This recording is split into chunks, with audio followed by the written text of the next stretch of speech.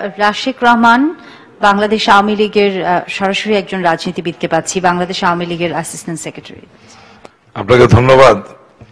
আজকের সেমিনারটা সত্যিকার অর্থে রিয়েলি এনরিচড এবং আমাকে সমৃদ্ধ করেছে। তবে এই লম্বা সেশনে আমার কাছে মনে হয়েছে আপনি জনাব সামিয়া জামান যে প্রশ্নটা করেছিলেন সেটাই সবচেয়ে রেলিভেন্ট, এই কারণে যে গতকাল কি হয়েছে আজ কি হচ্ছে আমরা তা সবাই মোটামুটি জানি, বাট আগামী দিনে কি হবে, কিভাবে অতীতে হয়ে যাওয়া ঘটনাগুলো এবং আজকের ইতিবাচক ঘটনাগুলো আমরা ধরে রাখতে পারবো সেটার উপরে বেশি দৃষ্টিপাত হয়তোবা করা দরকার। ফ্রম দ্যাট পার্সপেক্টিভ আমি খুব সংক্ষেপে তিনটি বিষয়ের উপর আলোকপাত করব।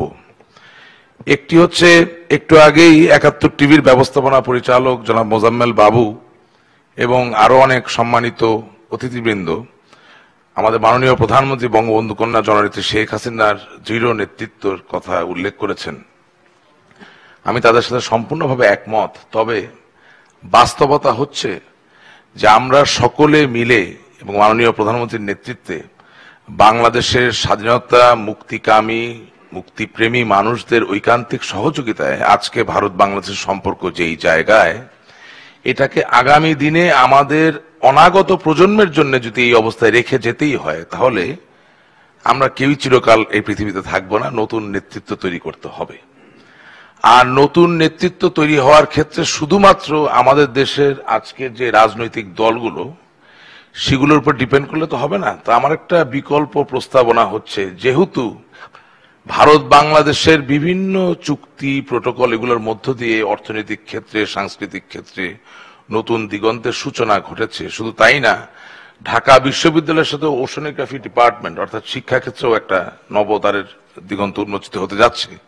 সেই জায়গায় একটা প্রস্তাবনা হচ্ছে, India and Bangladesh both should come up with a think tank which will predominantly heavily focus on the entire curriculum of education that exists in both the countries. The reason being, by that, একটু আগে অনেক বক্তারাই যেটা বলেছেন যে ভারত এবং বাংলাদেশের জন্য একে অপরে আমরা কিভাবে relevant to experience fruition, to transpire as great nations।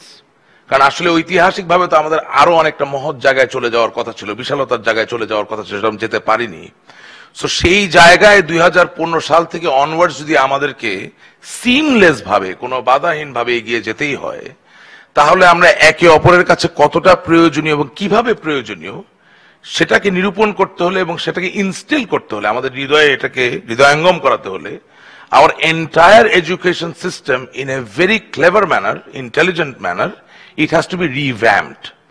So সেখানে একটু আগে অনেকক্ষণ আগে শারিয়া কবির সাহেব বলে গেছেন যে মাদ্রাসা সিস্টেম হোক যেটাই হোক সবকিছুকে রিভ্যাম্প করতে হবে। কিন্তু আমার মনে হয় যে যেহেতু আজকে ভারত বাংলাদেশের সম্পর্ক আবারও 1971 সালের মতো একটি অত্যন্ত ইতিবাচক জায়গায় পৌঁছেছে, এটাকে বিচ্ছিন্নভাবে না করে there should be a collective approach। এটা এক নাম্বার। দুই নাম্বার, একটু আগে রাজু ভাই এবং আরো অনেকেই সাম্প্রদায়িকতার কথা বলেছেন। সবচেয়ে বড় সমস্যা কি, ভারত বাংলাদেশের যে ঐতিহাসিক সম্পর্ক সেখানে সাম্প্রদায়িকতা নির্ভর রাজনীতি সবসময় একটা মুখ্য ভূমিকা পালন করেছে সত্যি। তবে এটাকে কাউন্টার করার জন্য সত্যিকার অর্থে সাম্প্রদায়িকতার যে একটা টার্সিয়ারি রূপ আছে সেটা আমরা কোনোদিন আমাদের দেশের জনগণ অথবা ভারতের জনগণের সামনে তুলে ধরতে পারিনি। অনেকের মনে প্রশ্ন জাগতে পারে যে সাম্প্রদায়িকতার টার্সিয়ারি রূপ বলতে আমরা কি বুঝাই। সাম্প্রদায়িকতা শুধুমাত্র মুসলমান, হিন্দু, খ্রিস্টান, বৌদ্ধ ধর্মে ধর্মে ভেদাভেদ তা কিন্তু নয়।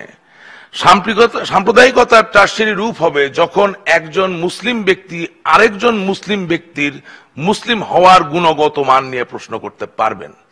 এবং দুঃখজনক হলেও সত্য যে Bangladesh is actually in rapid fashion, really fast, it is moving towards that। অর্থাৎ এটা শুধুমাত্র ধর্মে ধর্মে ভেদাভেদ নয়, এটা একটা সার্টেন গোষ্ঠীর ক্ষীণ স্বার্থ, অপস্বার্থকে চরিতার্থ করার জন্য ধর্মকে যতভাবে যেই পর্যায়ে প্রয়োজন ব্যবহার করা যায়, that is the tertiary sector. এবং আমার কাছে মনে হয় we should take a even more finer approach to generate awareness within our people। শুধুমাত্র তার মধ্য দিয়ে ভারত বাংলাদেশের ভিতরে এই যে সাম্প্রদায়িকতার যে বীজ বুনে দেওয়া আছে এটাকে আমার ধারণা দূর করা সম্ভব। আর আরেকটা জিনিসের উপর আমি একটু হাইলাইট করতে চাই, এক দুই লাইনে করে দিচ্ছি।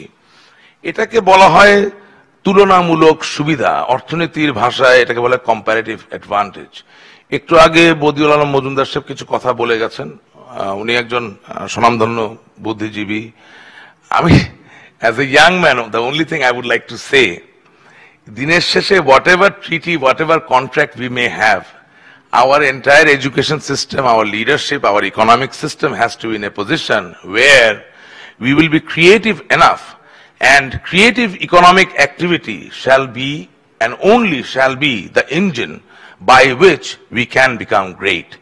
এই তথ্যটা, এই বার্তাটা, এই ফিলসফিটা বাংলাদেশ এবং ভারতের সকল ব্যবসায়ী এবং অ্যাসপায়ারিং ব্যবসায়ী যারা কর্পোরেট ওয়ার্ল্ডের সাথে যুক্ত হতে যাচ্ছে তাদেরকে একটা মেকানিজম ডেভেলপ করতে হবে, যার মধ্যে জানান দিতে হবে। এবং এই কম্পারেটিভ অ্যাডভান্টেজ কাজ করার মধ্যে দিয়ে যেটা হবে যে আমাদের বাজার সম্প্রসারিত হবে, ভারত বাংলাদেশের ব্যবসায়িক যে বৈপরীত্য সেটাও দূরীভূত হবে, এবং ইনশাল্লাহ আমাদের যেভাবে অ্যাজ এ গ্রেট নেশন ট্রান্সপায়ার করার কথা সেটা আমরা করতে পারবো। আপনাদের সকলের ধৈর্যের জন্য অনেক অনেক ধন্যবাদ। Thank you. জয় বাংলা। আপনাকে ধন্যবাদ।